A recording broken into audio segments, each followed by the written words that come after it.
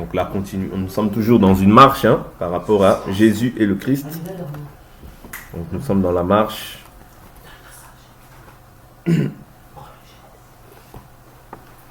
Donc nous continuons notre enseignement. Comme j'avais dit, vraiment sur cet enseignement, on va prendre le temps qu'il faut pour vraiment bien faire asseoir chaque chose à sa place afin que vraiment il n'y ait plus de doute quant à ce que Jésus est le Christ. Et que nous sachions, nous avions vu déjà beaucoup de choses. Aujourd'hui, je vais faire un récapitulatif. Nous avions vu la manière dont les apôtres prêchaient l'évangile. Vous voyez comment ils ont présenté Jésus. Ils l'ont présenté comme fils de Dieu. Ils l'ont présenté comme fils de l'homme. Ils l'ont présenté comme fils de David. Ils l'ont présenté comme fils de Joseph. Toutes ces choses-là, nous les avions vues. Si vous regardez la continuité, comme fils d'Adam. Toutes ces choses-là, nous l'avons vues. Vous voyez ? Si vous regardez du 1 jusqu'à, là on est je crois au 22 ou 23e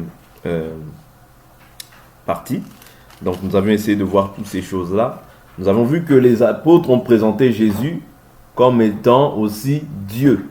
Ok, le Père et le Fils. Donc toutes ces choses-là, nous avons vu aussi les prophètes. Comment est-ce qu'ils ont présenté le Christ. Vous voyez ?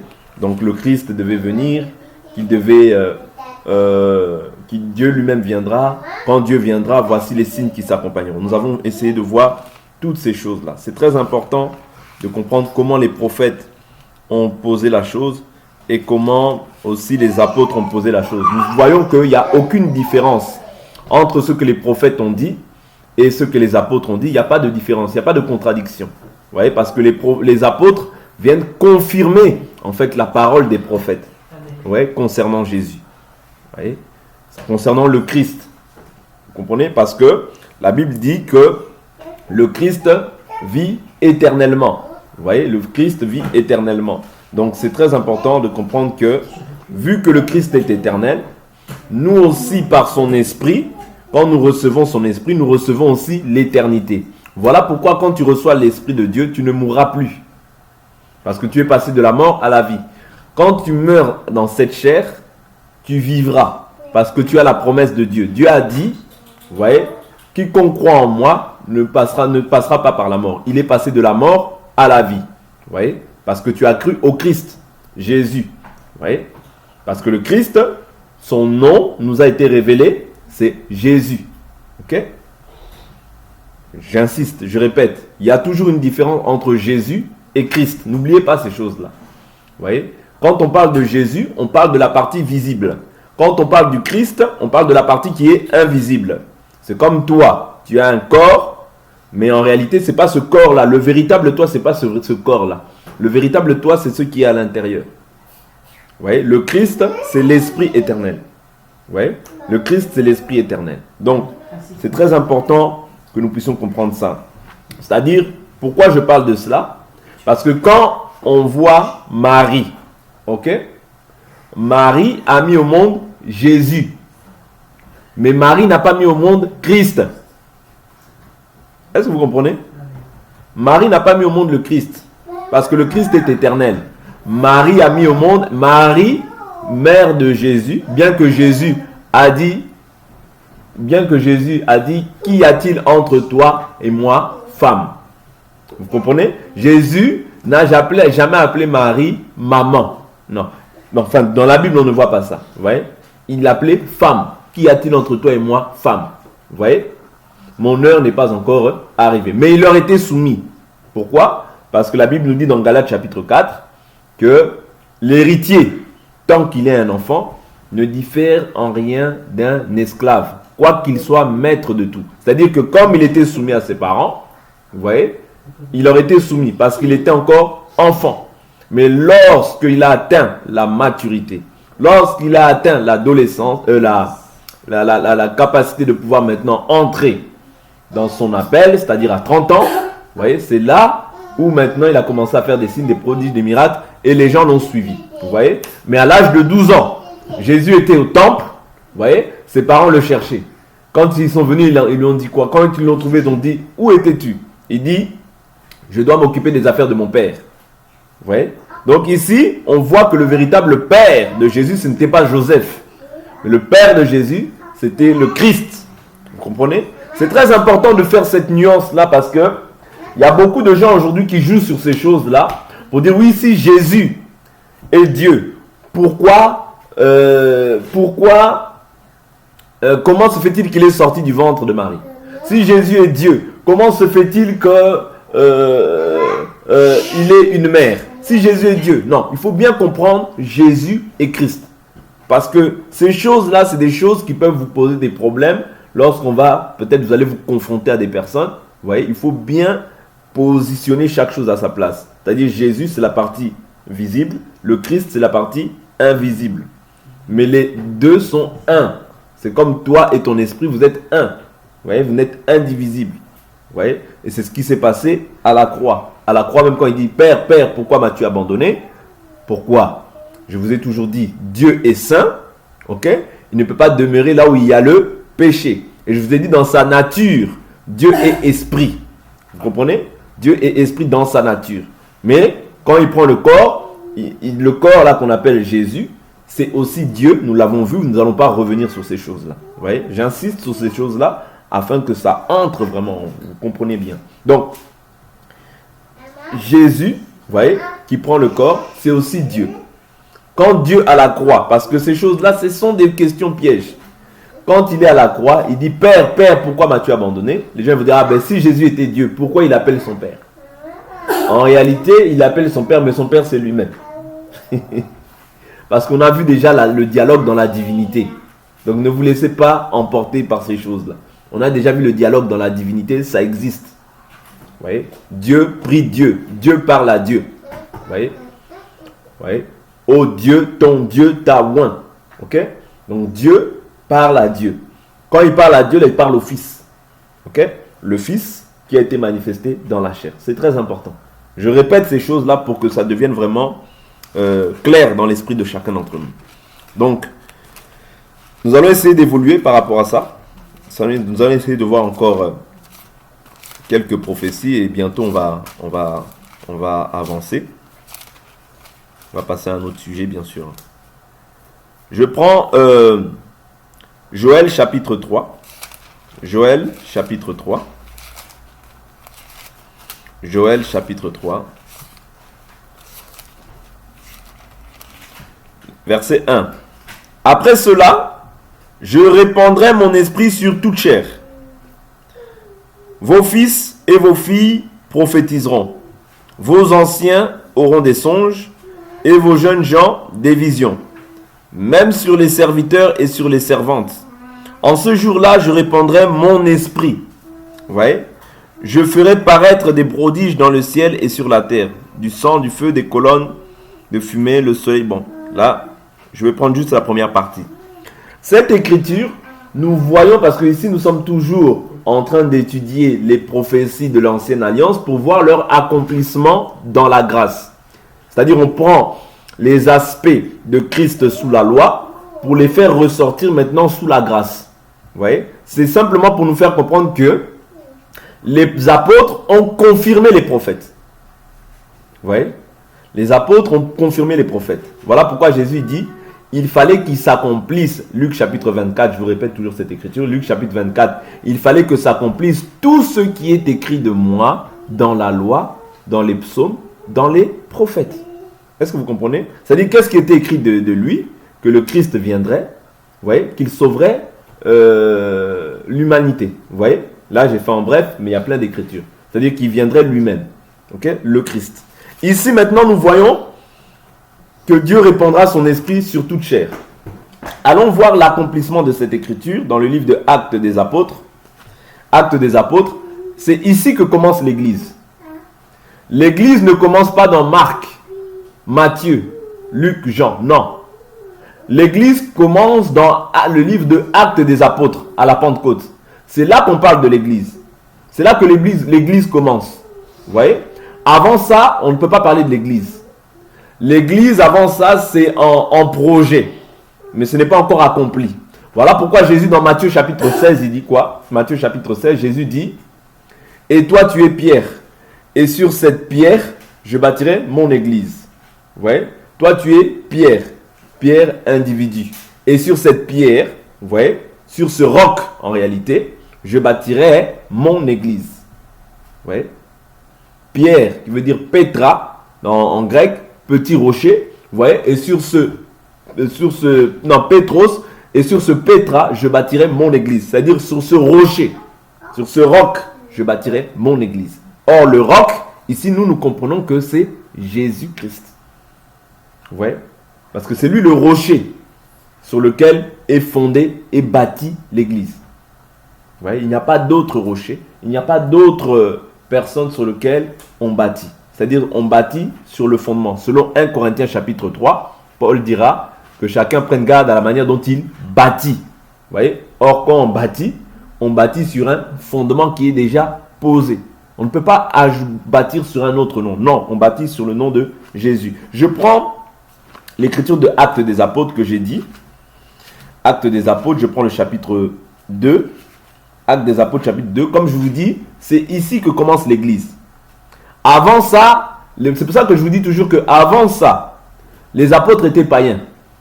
Même si ça peut choquer. Avant ça, avant la Pentecôte, avant qu'ils reçoivent l'Esprit, c'était des païens. Vous comprenez? Même quand ils étaient avec Jésus, même quand ils marchaient avec Jésus, même quand ils faisaient des miracles, c'était des païens. Vous comprenez? Ils étaient païens. Je vous dis toujours qu'il y a Dieu avec nous. Ok? Emmanuel. Quand on dit Emmanuel, c'est Dieu parmi nous. C'est pas Dieu en nous. Non. Dieu parmi nous. Ok? Mais pas Dieu en nous. Voilà pourquoi Jésus dit quoi? Père, garde-les. Je prends cette écriture. Je reviens sur Acte 2. Excusez-moi. Je prends Jean 17. Jésus dit, quand j'étais avec les, je les gardais en ton nom. Vous voyez? Je prends Jean 17. Voilà. Jean 17, verset 12.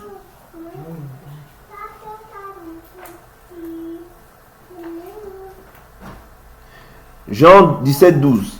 Lorsque j'étais avec eux, je gardais en ton nom ceux que tu m'as donnés. Je les ai préservés et aucun d'eux ne s'est perdu, sinon le fils de perdition, afin que l'écriture soit accomplie. Vous voyez? Lorsque Jésus était avec eux, il les gardait. Il les protégeait. Vous voyez? Mais Jésus n'était pas en eux. Il y a une nuance, il y a une différence. Emmanuel, ça veut dire Dieu parmi nous. Dieu au milieu du peuple. Mais ce n'est pas Dieu en nous. Voilà pourquoi je dis que tant que tu n'as pas reçu l'Esprit, vous voyez, tant que tu n'as pas été, c'est-à-dire que tu ne t'es pas repenti conformément à la volonté de Dieu, tu es encore païen. Vous voyez? Tu es encore païen. Pourquoi? Parce que il y a un modèle. Ok? Il y a un modèle dans lequel Dieu veut que nous persévérons. Voilà pourquoi c'est ça le modèle. Le modèle ici, ce n'est pas un autre modèle, c'est celui-ci. Actes des Apôtres, chapitre 2, le verset 1. La Bible nous dit, lorsque le jour de la Pentecôte arriva, ils étaient tous ensemble dans le même lieu. Tout à coup, il vint du ciel un bruit comme celui d'un souffle violent, qui remplit toute la maison où ils étaient assis. Des langues qui semblaient de feu et qui se séparaient les unes des autres leur apparurent. Elles se posèrent sur chacun d'eux. Ils furent tous remplis d'Esprit Saint. Et ils se mirent à parler en d'autres langues. C'est ici que commence l'église. Vous voyez? Avant ça, l'église n'a pas lieu. Avant ça, l'église était en projet, mais l'église n'avait pas lieu. Maintenant, quand les apôtres parlent en langue, qu'est-ce qui se passe? Je prends le verset 7. Ils étaient hors d'eux-mêmes et dans l'admiration. Et disaient, voici ces gens qui parlent, ne sont-ils pas tous galiléens? Comment les entendons-nous chacun dans notre propre langue maternelle, Partès, Médès, Élamite, ceux qui habitent la Mésopotamie, la Judée, la Cappadoce, le pont l'Asie, la Phrygie, la Pamphylie, l'Égypte, le territoire de la Libye, voisine de Cyrène, et ceux qui sont venus de Rome, juifs, prosélytes, créto-arabes. En réalité, toutes les nations sous le ciel s'étaient réunies. C'est-à-dire tous les juifs qui étaient partout, répartis partout, dans toutes les nations, étaient venus pour adorer. Maintenant, qu'est-ce qui se passe? Tous étaient hors d'eux-mêmes et perplexes et se disaient les uns aux autres, que veut dire ceci? Mais d'autres se moquaient et disaient, ils sont pleins de vin doux. Alors Pierre, ici c'est Pierre qui se met debout avec les 11. il éleva la voix et s'exprima en ces termes. Vous, Juifs, et vous tous qui séjournez à Jérusalem, sachez ceci et prêtez l'oreille. Pourquoi c'est Pierre qui parle? Parce que Jésus lui avait dit quoi? Il a dit, et toi tu es Pierre, et sur cette pierre je bâtirai mon église. Je te donnerai les clés du royaume. Ok? Or, quand il donne les clés à Pierre, en réalité les clés là c'est quoi? Les clés, la Bible nous dit, vous avez retiré les clés de la connaissance. C'est-à-dire, les clés, c'est lui qui allait en réalité apporter le salut. Par la prédication. Vous comprenez? Par la prédication, il apporte le salut. Ok? Et c'est ça que Jésus dit. Donc il dit maintenant, ces gens ne sont pas ivres, comme vous le supposez, car c'est la 3e heure du jour. Mais c'est ce qui a été dit par le prophète Joël. Vous voyez, là il repart. Vous voyez, les apôtres, quand ils prêchaient, il n'y avait pas Matthieu, Marc, Luc, Jean. Non. Actes des apôtres, il n'y avait pas ça. Vous voyez? Ils prêchaient par rapport à la loi, les psaumes, les prophètes. Voilà pourquoi il rappelle ce que Joël avait dit. Pour dire, Joël avait prêché ces choses-là. C'est l'accomplissement de ces choses. Vous comprenez? Là maintenant il dit quoi? Il dit, c'est ce qui a été dit par le prophète Joël. Dans les derniers jours, dit Dieu. Ah, donc on comprend que les derniers jours, c'est au jour de la Pentecôte. Quand on rentre à la Pentecôte, on est dans les derniers jours. C'est-à-dire que jusqu'à aujourd'hui, nous sommes encore dans les derniers jours. Est-ce que vous comprenez? Les derniers jours, c'est au temps de la Pentecôte. C'est-à-dire quand la Pentecôte vient, quand l'Esprit est répandu, ok, nous sommes dans les derniers jours. Est-ce que vous comprenez? Voilà pourquoi quand les apôtres prêchaient, ils prêchaient comme si Jésus pouvait venir à tout moment. C'est-à-dire même en leur temps, il y a 2000 ans, ils prêchaient comme si Jésus était déjà à la porte. C'est-à-dire préparez-vous, soyez prêts. Vous voyez?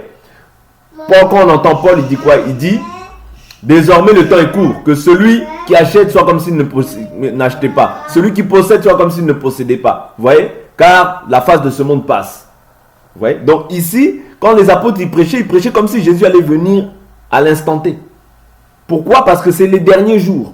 Or, dans les derniers jours, c'est là où nous allons voir le mal s'accroître. C'est là où nous allons voir le mal se manifester. Homme avec homme, femme avec femme. Toutes ces choses-là nous montrent que nous sommes dans les derniers jours et nous montrent que Jésus est à la porte. Parce que quand on verra ces choses-là, nous devons nous tenir prêts. Nous, l'Église, vous voyez, nous devons nous tenir prêts parce que nous, par rapport au temps, vous savez, les prophéties se calculent aussi par rapport à ceux que nous voyons. Par rapport à Israël. Je vous avais déjà parlé de ça il y a longtemps, vous voyez, par rapport à Israël, par rapport aux nations. Quand on voit certaines choses arriver, pour nous, l'Église, c'est comme une horloge prophétique. C'est-à-dire, on sait qu'aujourd'hui, quand on voit ces choses-là, homme avec homme, on voit directement Sodome et Gomorrhe. Or, qu'est-ce qui a fait en sorte que Dieu puisse frapper Sodome?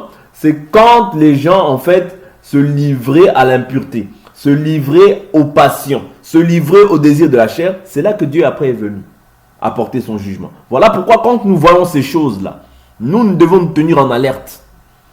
Ouais? Nous devons nous tenir en alerte. Quand tu vois un homme marier un chien, quand tu vois une femme se marier avec une femme, quand tu vois un homme se marier avec un homme, tout ça c'est des signes que Jésus est à la porte. Parce que la Bible nous dit, le progrès de l'iniquité s'accroîtra, va grandir. Ouais? L'iniquité doit grandir encore. Quand on voit les actes iniques comme ça, nous devons comprendre que Jésus est à la porte. Voilà pourquoi nous ne devons pas être distraits dans cette génération, mais nous devons veiller. Ouais? Veiller à notre salut, veiller à notre marche. Ici, je reprends. Il dit, vos fils et vos filles prophétiseront, vos jeunes gens auront des visions, et vos vieillards auront des songes. Oui, sur mes serviteurs et sur mes servantes. Dans ces jours-là, je répondrai de mon esprit. Vous voyez? Dans ces jours-là, je répondrai de mon esprit. C'est-à-dire l'accomplissement de cette écriture s'accomplit dans le livre de Actes 2, mais aussi pour tous ceux qui croiront par la suite. Ok? Tous ceux qui croiront par la suite aussi recevront l'esprit. Parce que dans le livre de Actes, chapitre 10, lorsque Corneille a cru, vous voyez, qu'est-ce qu'il est écrit? Actes chapitre 10, Pierre, lorsqu'il prend la parole, qu'est-ce qu'il dit? Acte 10 au verset 34. Alors Pierre ouvrit la bouche et dit, en vérité, je le comprends. Pour Dieu, il n'y a pas de considération de personne. Vous voyez? Dieu ne fait pas de considération de personne. Mais la Bible nous dit quoi? Mais en toute nation, celui qui le craint et qui pratique la justice lui est agréable. Vous voyez? celui qui le craint et qui est juste et agréable à Dieu. Vous voyez? En toute nation. Donc Dieu ne fait pas, c'est-à-dire Dieu n'est pas dans les considérations de personnes comme les hommes. Il le considère parce que, il a fait ci. Non, Dieu n'est pas dans ça. En toute nation, celui qui le craint et pratique la justice, vous voyez, lui est agréable. Il a envoyé la parole aux fils d'Israël. Vous voyez, pourquoi? Parce que eux, c'était la promesse. Mais nous, c'est en vertu, pourquoi est-ce que nous avons reçu ça? C'est en vertu de ce qui avait été dit. Parce qu'il avait été dit aussi qu'il justifierait les nations. Vous voyez? Donc nous aussi, dans sa première venue, il vient pour Israël. Les siens ne l'ont pas reçu. Mais après, maintenant, il répand son esprit sur les nations que nous sommes nous aussi. Vous comprenez? Donc c'est très important de comprendre aussi ces temps-là dans lesquels Christ vient et dans lesquels il vient en premier lieu pour les nations. Pourquoi je dis ça? Parce qu'il y a une écriture dans Matthieu chapitre 15. Ça aussi, ce sont des écritures pièges. Les gens vont vous dire, Jésus est venu seulement pour les Juifs. Ok? Parce que Matthieu chapitre 15 nous dit quoi? Je suis venu seulement pour les brebis égarées de la maison d'Israël. Ok? Or, les brebis perdues, ou bien les brebis perdues de la maison d'Israël, bien sûr, quand vous comprenez les deux temps, vous allez comprendre pourquoi dans un premier temps, il est venu pour les brebis perdues de la maison d'Israël. C'est-à-dire que dans un premier temps, Jésus, quand il vient comme ça dans la chair, il vient pour accomplir les promesses qui avaient été faites à Israël. Ok? Voilà pourquoi il dit, je ne suis venu que pour les brebis perdues de la maison d'Israël. Ok? Il dit ça. C'est-à-dire, dans sa première venue, il est venu accomplir les promesses. Nous n'avions pas les promesses.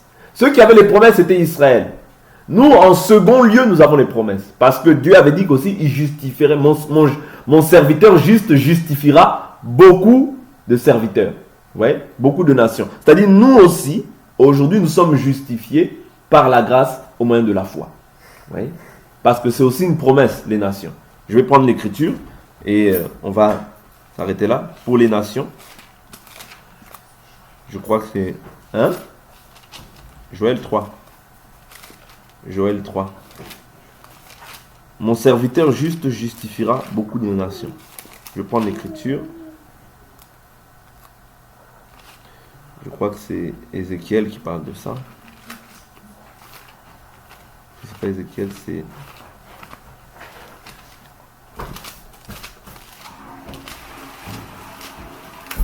Nous avons trouvé grâce.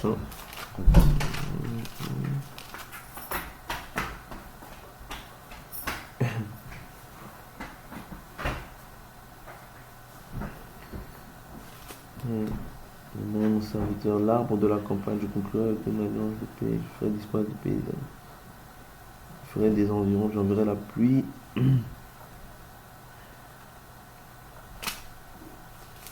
Je pense qu'on avait vu ça dans Ézéchiel 36. Ézéchiel 36, si je ne me trompe pas. Ézéchiel 36, quand il parle de justifier aussi les nations. Voilà. Je sanctifierai mon grand nom, Ézéchiel 36, verset 23. Je sanctifierai mon grand nom qui a été profané parmi les nations, que vous avez profané au milieu d'elles. Et les nations reconnaîtront que je suis l'Éternel. Voyez. Ézéchiel 36, verset 22. Vous voyez? La Bible nous dit, eh bien, dis à la maison d'Israël, ainsi parle le Seigneur l'Éternel. Ce n'est pas à cause de vous que j'agis de la sorte, maison d'Israël, c'est à cause de mon saint nom, que vous avez profané parmi les nations où vous vous êtes rendus. Je sanctifierai mon grand nom qui a été profané parmi les nations. Ce nom que vous avez profané au milieu d'elles. Et les nations reconnaîtront que je suis l'Éternel. Vous voyez? Oracle de l'Éternel, quand je serai sanctifié par vous sous leurs yeux. Je vous retirerai d'entre les nations, je vous rassemblerai de tous les pays, je vous ramènerai sur votre territoire. Et je ferai sur vous l'aspersion d'une eau pure, et vous serez purifiés. Je vous purifierai de toutes vos souillures et de vos idoles. Donc, je vais prendre Jérémie 31. Je pense que c'est Jérémie 31 qui parle mieux de ça. Veuillez m'excuser. Je pense que c'est Jérémie 31 qui parle un peu mieux de ça. Parce qu'ici, il est question toujours d'Israël. Jérémie 31, 31.